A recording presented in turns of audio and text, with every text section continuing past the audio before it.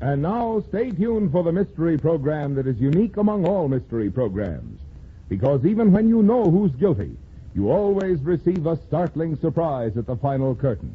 In The Whistler.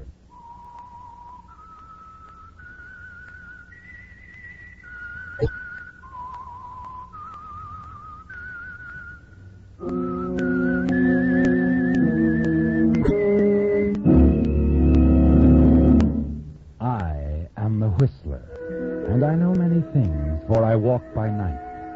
I know many strange tales hidden in the hearts of men and women who have stepped into the shadows. Yes, I know the nameless terrors of which they dare not speak.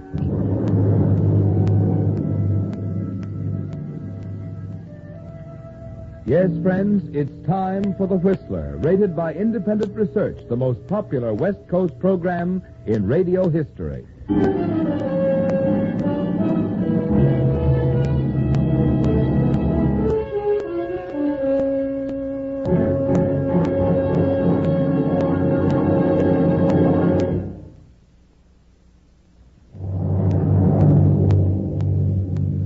And now, The Whistler's strange story.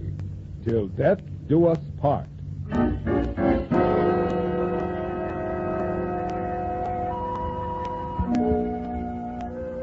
Roy Layton's quarters in the cheap boarding house were anything but inviting. And from where he sat on the edge of the sagging, brass-posted bed, Roy's view of the outside world was a dismal one. The assortment of unopened bills and collection notices in the nearby wastebasket held their grim message, too. They told him that he'd have to be moving on soon, change his address. The one letter he wanted, but had given up hoping for, wasn't there. Never would be, he reasoned.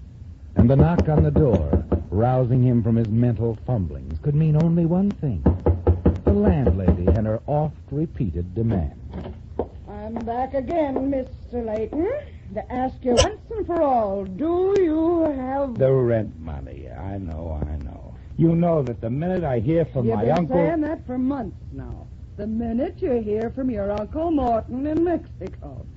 Well, I'm tired of that, too. Tired of hearing of an uncle that, for all I know, might not even exist. Oh, you're so sweet.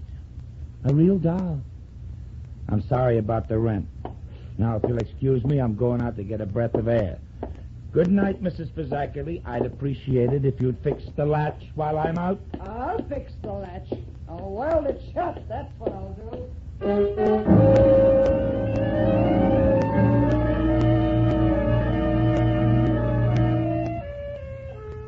As you leave the house and start walking toward Vermont Avenue, you're pretty sure that this time your landlady means what she says.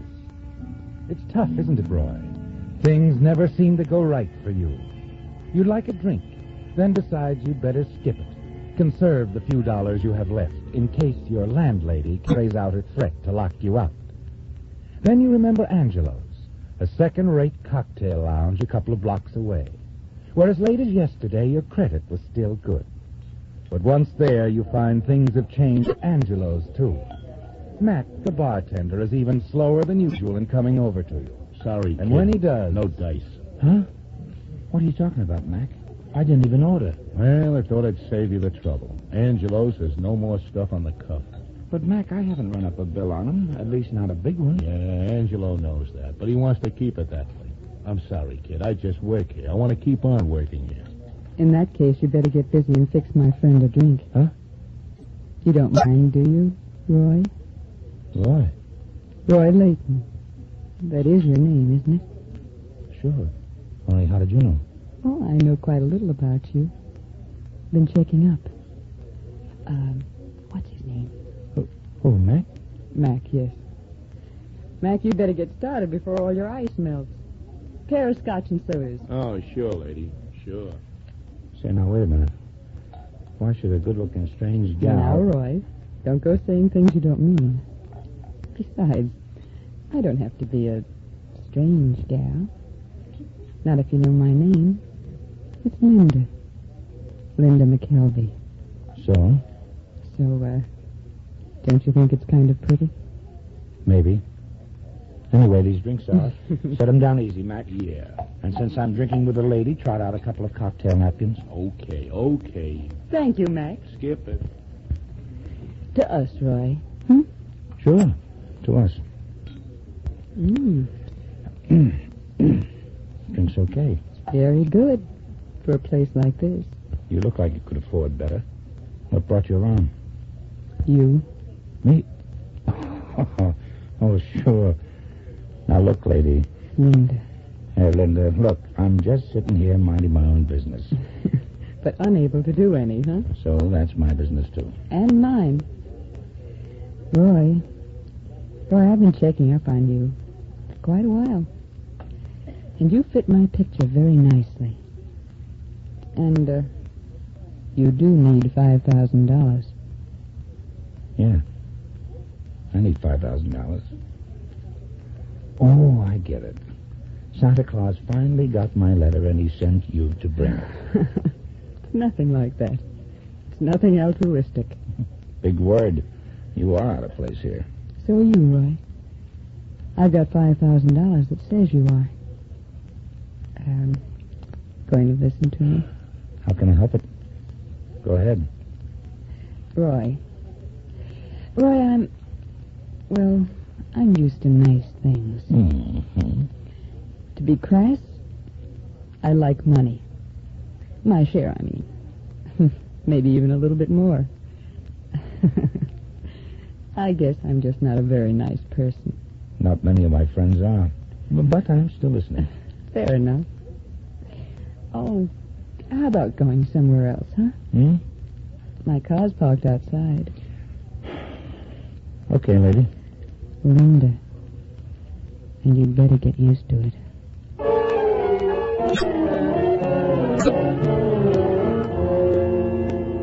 It's as bewildering to you as it was to Mac, isn't it, Roy? This girl, Linda McKelvey, dropping into your life from nowhere. Talking in circles and buying rounds of drinks. You wonder when the dream will turn into a nightmare. When she's going to give you the name of the bank she once held up. But it's nothing like that, is it? And sitting beside her in the car, you finally get the complete picture. It's a little fantastic. You want her to repeat parts of it. And then it's all quite clear. You really mean it? You want me to marry you, and you'll pay me $5,000? Well, now, is it such a difficult assignment? No, but... But you still can't see why, huh? All right, I'll run through it again. As many times as you want to hear it, Roy. I've got to have a husband. A legal, honest-to-goodness man about the house. And you've got to have him, me, by this certain date you mentioned. Yes, my 25th birthday, 2 months from now. It's all simple enough. My late uncle was eccentric. Narrow-minded, opinionated. And rich. Very rich. According to his will, if I marry on or before my 25th birthday, I inherit over $250,000. And if I don't, everything goes to charity. And you are your favorite charity. I certainly am. But why me, Linda? You could have lots of guys. I don't want lots of guys. Oh, now, wait a minute. You don't know me from Adam. All right, Roy. I'll tell you the truth. I love someone else, but I made the mistake of falling for a married man. And his divorce won't be final for 6 months. That's too late to meet the demands of the inheritance. Oh, that's different. You want to eat your cake and have 250 G's. Well, something like that. Well, Roy? I marry you, we make it look good, and then later we get a quiet divorce. Exactly. You're $5,000 richer, and nobody's the wiser. Once I've got the money, there's nothing anybody can do about it. What do you say, Roy? I say I wish I had a rich uncle. Mine, he doesn't even answer my letters. Yours leaves you $250,000. Why, that $5,000 will give you a new start in life, Roy. And until we're divorced, why, you'll dress well and live quite comfortably in Mr. and Mrs. Roy Layton's apartment. Well, must I on bended knee? Find the preacher, honey. I'll do anything for money. Flatterer.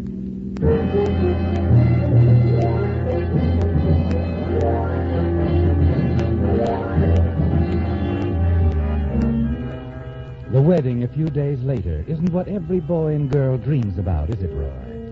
But the hollow words the pair of you speak are just as binding in a legal sense. And you drive off swiftly as Mr. and Mrs. Roy Layton.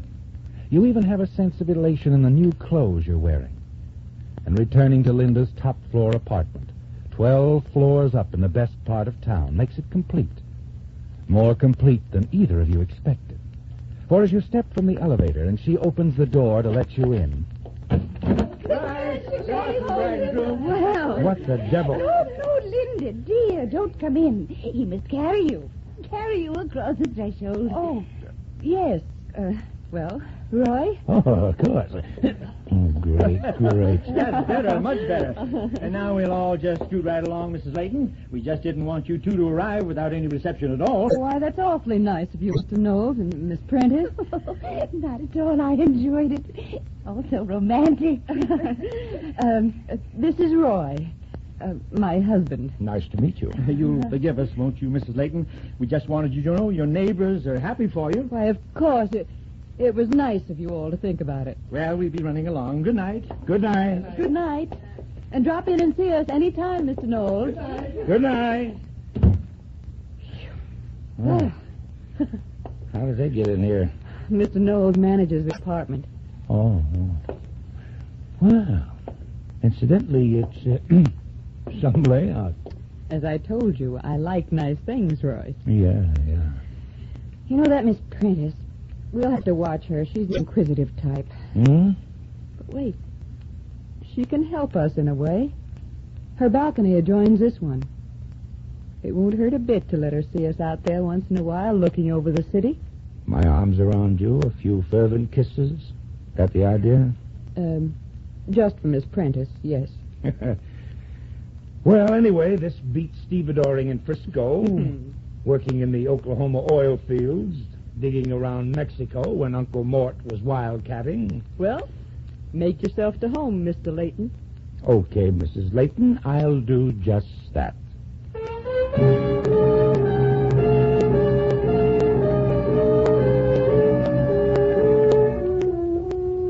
It's all going smoothly, isn't it, Roy? Just as Linda planned it. As the weeks go by, you meet other people in the apartment. People Linda had met before she married you. They seem to like you. And most of all, they approve of the match. Linda assures you there'll be no trouble in having her uncle's lawyer accept it all as completely genuine. As the weeks pass, both play your roles well. And then late one afternoon, you hear some excitement in the hall and rush to the door. Oh, you poor dear. You might have been killed. I'm all right now. Really, I am. You'd better lie down, dear, as soon as you get inside. That fool, he wasn't even looking where he was going. What is it? What's happened? I'm all right now, Roy. It was nothing at all. She was backing out of the garage. Another car hit her. Well, thanks very much, you two, but please don't bother anymore. Roy can take care of I'll it. carry you to the bedroom. Now, you don't have to carry me, Roy. I'll be all right. Poor dear. Maybe I better call a doctor. No, Roy, I'm not hurt. I'm just shaken up. I don't think it's bad. It's only... Well, it could have been so much worse. Just think, Mr. Layton. What would you have left if anything really happened to her? Yes, what would I have? Well, it's a terrible thought, Miss Prentice. Terrible.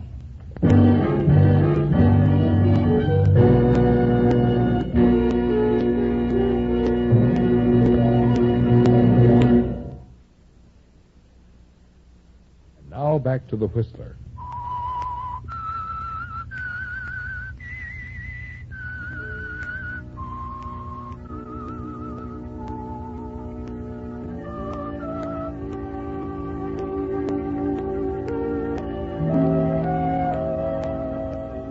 Miss Prentice's question planted an interesting thought in your mind when she asked you what you'd have left if anything happened to Linda, didn't it, Roy? In the days that follow Linda's near accident, you often ask yourself the same question. What would you have if anything fatal happened to Linda? And the answer is very attractive, isn't it, Roy? You'd have $250,000. As Linda's husband, you'd inherit her money. But there's an easier way than murder, isn't there, Roy? A safer way. If you can make Linda fall in love with you, you'll be able to share her money. It's worth a try. You plan your campaign very carefully. Carry it out with all the charm at your command. Then one evening, while the two of you are out dancing, you suggest a breath of air and lead Linda from the dance floor to the beautiful terrace outside. May I have a cigarette, Roy? Why, sure. Here you are. Thanks.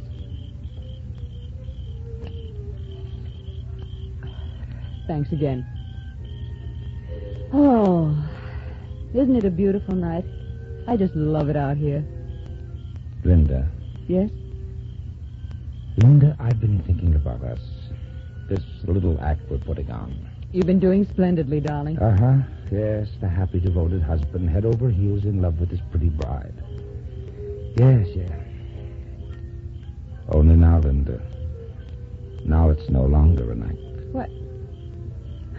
What do you mean? Isn't it quite obvious? You're in love with me? Oh, so much in love with you, Linda. No, wait, but Roy. I know. It wasn't in the bargain to fall in love, but I have fallen in love, Linda. I couldn't help it. Roy. Oh, now, look, I'm really not such a bad guy. I'm a good dancer. I wear my clothes well, in perfect health. Oh, I do have a few faults, it's true, Roy, I'm not in love with you.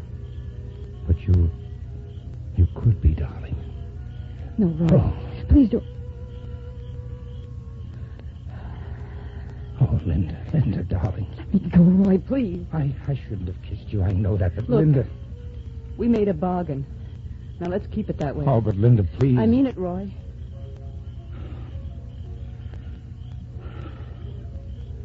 Okay. I'm sorry, but that's the way it's got to be. Yeah. I'm sorry, too. Very sorry.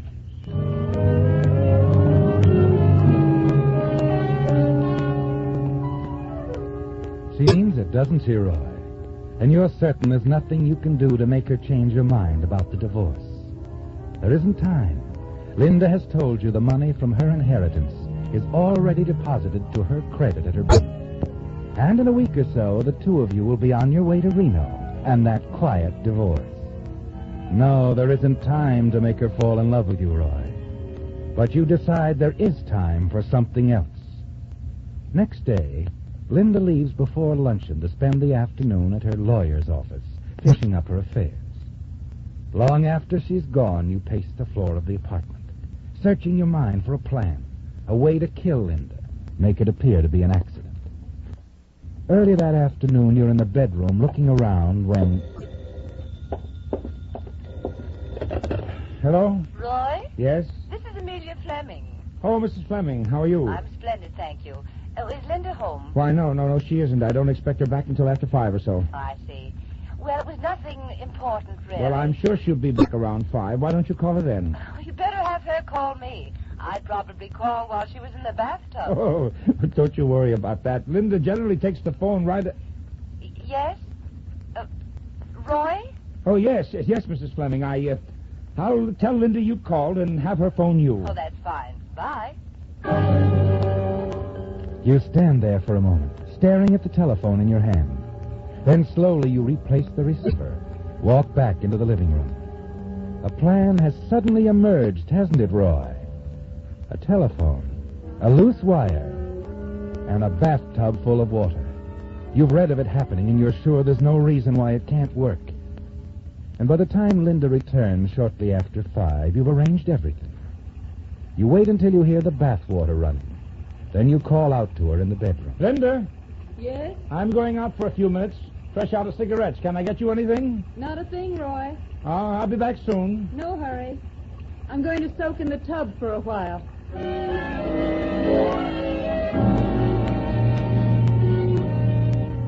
You walk down to the corner drugstore. Wait over a cup of coffee for 5 minutes. Then you step to the phone booth. But there's someone inside. You look at your watch and return to the counter. 5 minutes go by, and then 10. And then the booth door opens, and the woman who had been monopolizing the phone walks away. There's still time, isn't there, Roy? You're certain of that. Linda will still be in the tub, the phone on the stand within easy reach.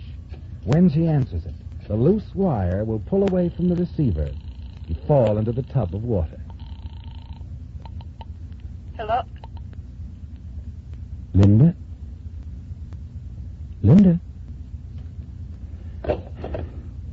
That does it. Slowly you walk back to the apartment. But instead of going on up to your apartment on the 12th floor, you stop at the manager's apartment and ring the bell. Yes?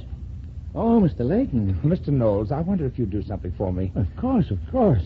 Well, our refrigerator's been acting up a bit lately. I'd like you to have a look at it, if you don't mind. Be glad to, Mr. Layton. I hope I'm not taking you away from your dinner. Oh, no, nothing like that. Come on, let's go up and have a look at it, eh?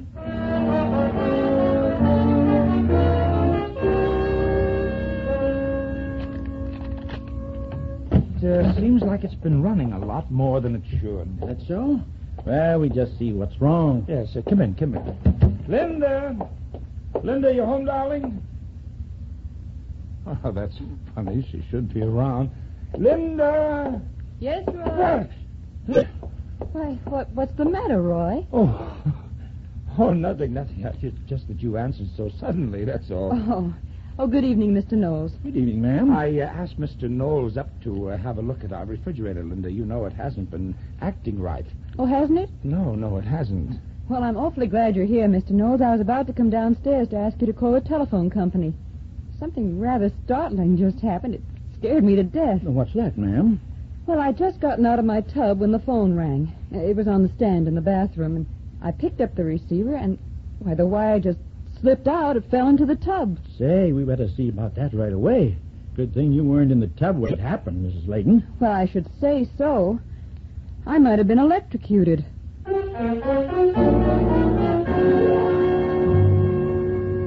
It didn't work, did it, Roy? And Linda is still very much alive. Somehow you managed to cover your disappointment, act properly concerned over the near tragedy. You've got to find another way now, and there isn't much time left. It's after dinner that the idea comes to you. Perfect, isn't it, Roy? And this time you'll make certain, while Linda is busy in the kitchen, you slip out onto the balcony, take a wrench, and loosen the bolts on the handrail. If Linda leans against the rail, your problem is solved. If not a light push, just the slightest jar will accomplish your purpose. And Linda's money will belong to you. At the sound behind you, you drop the wrench into the flower box and straighten up.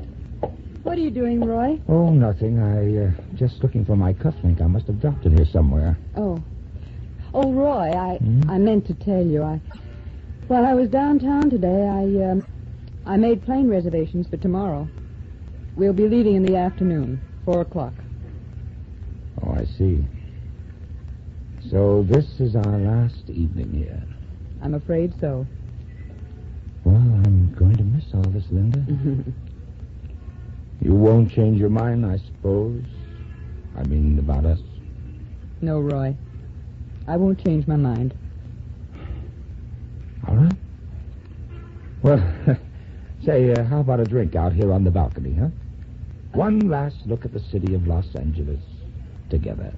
Why, Roy, I think that's a wonderful idea. All right, you just stay right here, Linda. I'll get the drinks. Our farewell drink.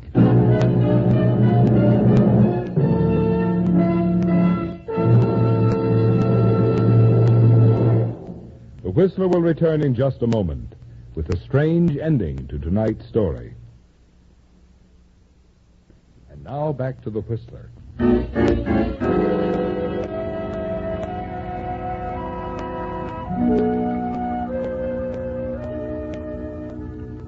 There's little question of the suspect's guilt. To Police Lieutenant Cosgrove, it was a clear case of murder. The victim had been deliberately pushed off the 12th-story balcony. Lieutenant Cosgrove knew that, and before long he'd know the motive, too. As he paced slowly back and forth in the small room at police headquarters, he felt certain that a full confession was close at hand. Finally, he stopped pacing, sat down in a chair facing the suspect, who was sitting rigid and tense, trying to avoid the lieutenant's gaze. Look, you might as well break down and tell us what this is all about. You know, Miss Prentice, who lives in the apartment next to yours, saw you push your victim off the balcony. All right. All right. Why, Mrs. Layton? Why did you do it? It's a long story. All right, take your time. Perhaps it isn't such a long story at that. You see, I was born in Los Angeles. Lived here until a few years ago when I took a job in Mexico. And up to 6 months ago, I was secretary to a man there named Morton Layton. Layton? He any relation to the deceased? Yes. Yes, he was Roy's uncle. He died about 6 months ago. Before that, he'd been trying to find Roy. Roy wrote him several letters before he died, but Morton Layton never knew about them. I destroyed them. Why? Because I didn't want them to get together. And then when old man Layton died, I came back to Los Angeles, where I knew I'd find Roy and marry him. And murdered him because you thought... Roy never knew it. He never knew that he was a missing heir. You see, his uncle struck it rich in Mexico. He left him $250,000. I was trying to get that money for myself. As Roy's widow.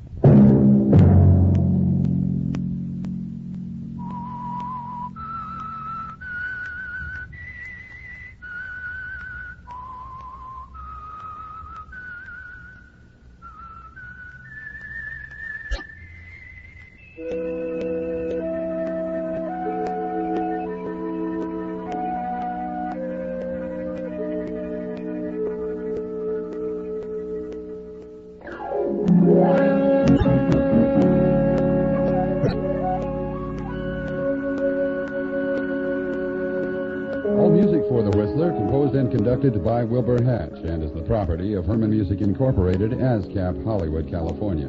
Broadcast rights granted solely to Audio Arts Productions, La Mirada, California.